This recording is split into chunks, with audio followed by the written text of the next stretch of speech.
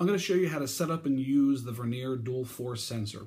Let's take a look at the sensor real quick. You'll notice it has a hook on the bottom. You can either pull or push on this hook and get a different reading. At the front, you'll notice you have two settings. You have a 10 Newton setting or a 50 Newton setting. Depending on the mass of the object that you'll be weighing, you can change that. So if it's something really, really small, you can click it to the 10 Newton setting. And if it's something a little bit larger, you can click it to the 50 Newton setting.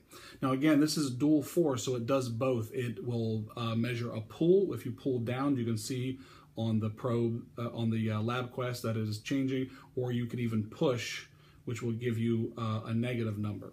So the first thing you need to know about using this force sensor is you have to zero it out, bring it back to zero. Now, depending on what you're going to be doing, if you're going to be hanging something, for example, from the top, you're going to want to hold the force sensor this way, and you can see that on our LabQuest that it is not perfectly zeroed. If you turn it sideways and maybe you're going to be dragging something, finding friction, again, you're going to want to lay it to the orientation that you want and then go ahead and zero it out. So since we're going to be hanging something, I want to go ahead and I want to hold it this way. And on my LabQuest, if you tap on the red box and you hit the 0 button, now you have it zeroed out. Another option you can do is right now we're measuring in newtons, which is a measure of force, a push or a pull. You can also tap on this and you can change units, and you could change it to pounds if you want to measure weight, but we're going to leave it in newtons. Okay, so we'll take this metal clip here, and now that we have it zeroed out, sometimes you'll notice as you move it around, it doesn't stay perfectly zero, and that's okay.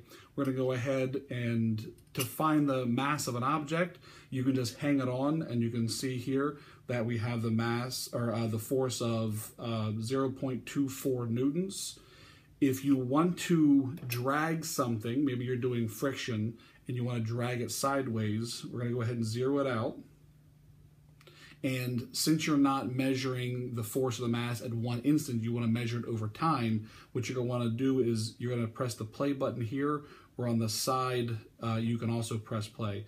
So we're going to go ahead and press play, and then we'll begin to drag our object, and you can see on the screen that the line is going up. Or if you're pushing something, you can see that the line goes down.